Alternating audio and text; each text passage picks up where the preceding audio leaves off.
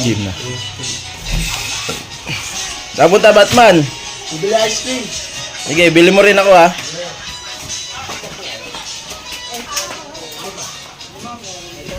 ₱5 lang kasi yung ano ko, hawak ko. Pwede po 5, pero sa kamay lang. Sige, pwede na yun. Tapos na yun. Ilan po? Isa lang. Uy! Uy!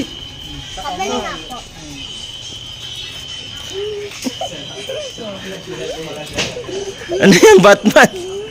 Ba't sa palad? 5 lang pa yun. Walang apa yun. Oh, ayun na. Yun pala oh. Pwede pala yun, kuya. 5 lang. Sino ba? Alokin mo sila, baka gusto nila eh. Sino ba?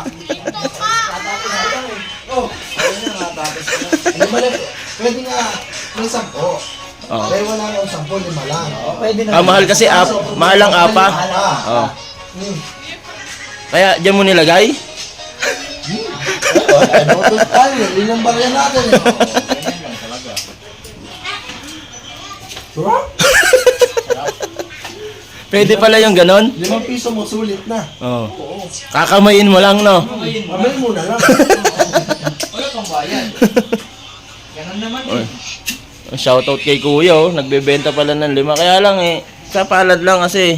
Palad lang talaga. Oo, mahal yung apa eh. Sana abot ng ₱5 Oo. sa palad mo. At least nakakain ka pa rin ng ice cream. O, di ba?